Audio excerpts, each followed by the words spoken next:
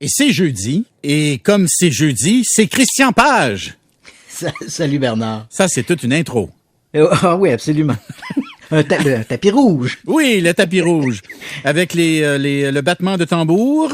Oui. Puisque nous saurons d'ici 2030 s'il y a de la vie extraterrestre dans notre galaxie.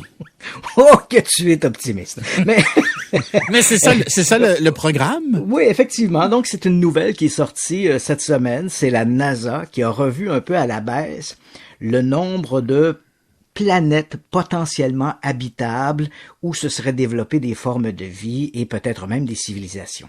Donc, il faut savoir, Bernard, et ça, c'est un peu surprenant parce que on a l'impression chaque semaine à peu près que les scientifiques arrivent toujours avec des nombres astronomiques. Oui. On se rappelle au cours des dernières années également la découverte d'exoplanètes. On en est à peu près à 5000 exoplanètes de découverte. Et de ce nombre, il y a à peu près 50 planètes que l'on dit être un peu des jumelles de la Terre. Ça, est-ce que c'est dans notre galaxie, ça, ou c'est ce qu'on a découvert jusqu'à maintenant? En fait, c'est ce qu'on a découvert maintenant. Et Okay. Évidemment, tout ça est principalement dans notre galaxie, parce que les autres galaxies sont très, très loin. Bon.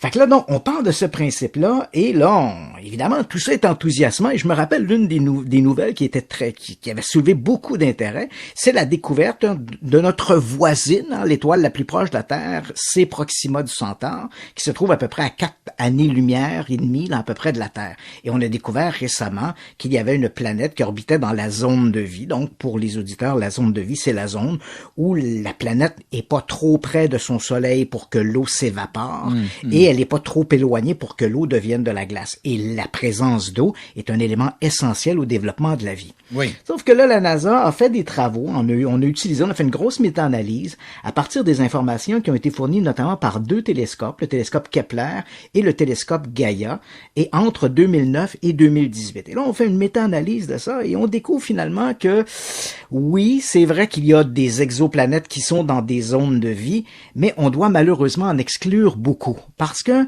la vie est un long processus. Si la vie semble un phénomène naturel qui apparaît de manière assez spontanée et assez facilement, c'est quand même un processus qui demande une longue période de stabilité. Ben oui. Or, certaines étoiles, par exemple, comme Proxima du Centaure, c'est une étoile dite d'une naine rouge. Or, les étoiles naines rouges, elles ont malheureusement entre guillemets, des crises de violence. Donc, à un moment donné, l'étoile peut être stable pendant des millions, sinon des milliards d'années, et soudainement, elle va augmenter son rayonnement pendant plus ou moins une longue période de temps avant de redevenir à son point original.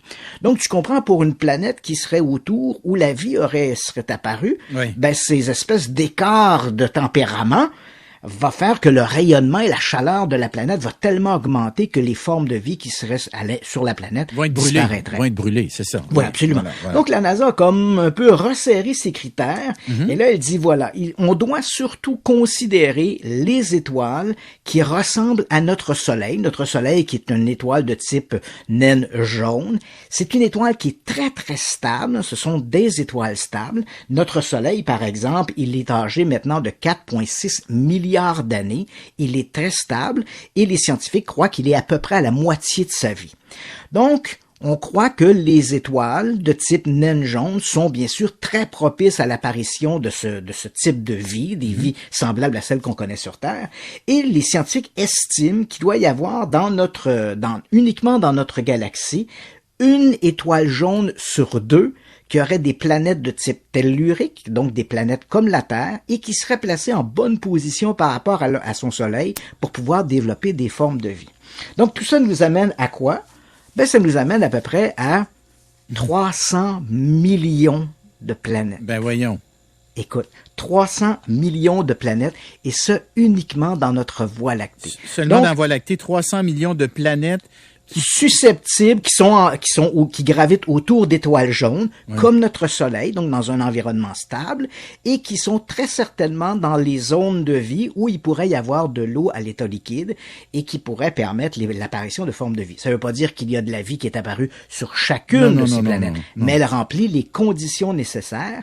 Et non seulement elle remplit les conditions nécessaires, mais comme son Soleil est stable, elle permet non seulement l'apparition de la vie, mais son évolution vers peut-être une forme de vie intelligente. Parce qu'il faut toujours se rappeler, Bernard, que ça, c'est le gros point faible. On sait comment la vie apparaît, on sait quels sont les éléments essentiels à l'apparition de la vie, mais la grande inconnue, c'est l'apparition de l'intelligence. On ignore si l'apparition de l'intelligence est un processus naturel ou c'est un accident de la nature. Oui. On pourrait, donc, tu peux avoir de la vie, mais qui n'est pas intelligente. Ouais, c'est ça. Voilà. Donc, quand les gens nous disent, il serait un peu ridicule de croire que la Terre soit la seule planète qui ait de la vie. La statistique montre que c'est probablement vrai. La vie doit pulluler dans l'univers et qui plus est dans notre propre galaxie. Mais l'apparition de formes de vie intelligentes, est-ce que c'est un accident ou un processus naturel? On pourrait bien être à ce moment-ci. Il y a peut-être des civilisations qui ont existé avant, peut-être que des civilisations vont exister après.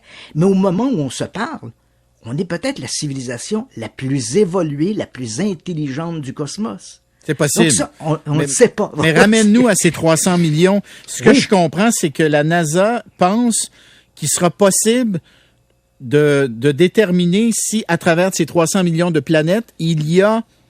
Combien est-ce qu'il y en a qui pourraient avoir de la vie? Oui, parce que ce nouveau calcul, cette nouvelle appréciation permet de peaufiner davantage les méthodes de recherche. On le sait, on en parle depuis les années 60. Les Américains, principalement, écoutent l'espace dans un programme très ambitieux qui s'appelle le programme SETI, le Search for Extraterrestrial Intelligence.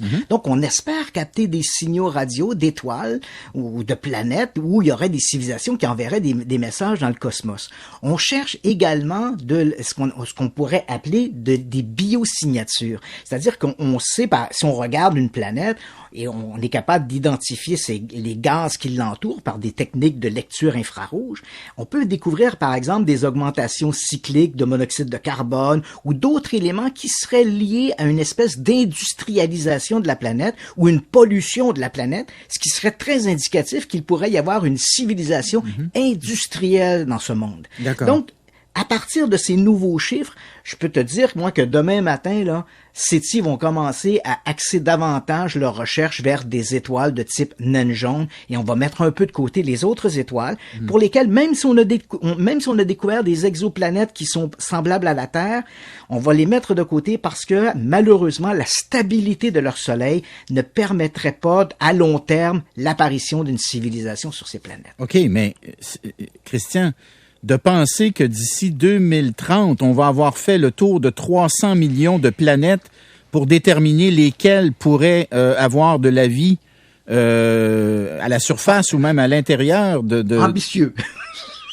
Mais c'est ça le plan pareil. C'est ça, oui, c'est ça le plan. Donc, ça, c'est le plan de la NASA, ça? C'est la NASA qui dit ça? Donc, la NASA annonce, elle dit, nous croyons raisonnablement, il y a toujours une espèce de flou avec le raisonnablement, mais nous sommes confiants raisonnablement que d'ici 2030, nous aurons obtenu des informations nécessaires qui nous permettront de dire avec un bon degré de certitude qu'autour de telle ou telle étoile, il y a bel et bien une planète sur laquelle il y a de la vie, sinon même une civilisation avancée qui laisse des marques d'une signature dans soit de la pollution ou des gaz particuliers dans son atmosphère, donc une biosignature. Juste une dernière question. Oui. Est-ce qu'on sait combien il y a d'étoiles dans notre galaxie? On l'estime entre 200 et 450 milliards d'étoiles, uniquement dans la Voie lactée. Et il y a combien de galaxies dans l'univers? On ne sait pas. Mais ça pourrait être des milliards de galaxies. C'est des milliards. On ne voit pas le bout de l'univers. On peut pas réperter. Ah ouais, ce sont des chiffres. Et c'est une espèce de gouffre intellectuel dans lequel il est difficile d'avoir une vision réaliste. Hein? Dès qu'on commence à parler du cosmos, de la dimension du cosmos, parce qu'on est dans l'infini. On est dans l'infini. C'est ça, c'est l'infini. On est dans l'infini. Et notre cerveau a de la difficulté, ça devient tellement abstrait, ces distances, ces nombres, qu'on a de la difficulté à visualiser ça, à moins bien sûr de baigner dans cet univers-là au quotidien. Évidemment, c'est la grande question, hein, Bernard. Depuis que les hommes lèvent les yeux vers les étoiles, on a regardé le ciel comme étant le domaine des dieux. Hein. Les dieux habitaient dans le ciel parce que le soleil se lève, la lune se lève. Puis tu comprends que nos ancêtres savaient pas que la terre tournait. Donc pour eux, c'était l'apparition des dieux dans le ciel et ils se fiaient sur l'apparition de la lune, du soleil et des étoiles pour gérer leur propre existence, hein, pour les récoltes, les semences. Leur vie dépendait du mouvement des étoiles. Donc, il était important pour eux que ce qui se passait dans la voûte céleste soit replacé sur le sol. C'était des indicatifs, d'où le fait que les anciens voyaient toujours dans le ciel les dieux. Et plus les sciences ont avancé, bien sûr, on a compris que les étoiles étaient des soleils. Et peu à peu, on s'est posé la question, sommes-nous seuls? Et encore aujourd'hui, en 2020, cette question-là, elle est troublante. Hein? Sommes-nous seuls dans l'univers? On voudrait tellement avoir cette réponse-là sur la pluralité des mondes. C'est une des questions les plus fascinantes auxquelles nous sommes confrontés. Christian Page, merci beaucoup. Ça me fait plaisir, Bernard. Salut. Bonne fin de journée. Ben oui, Ciao. à jeudi prochain.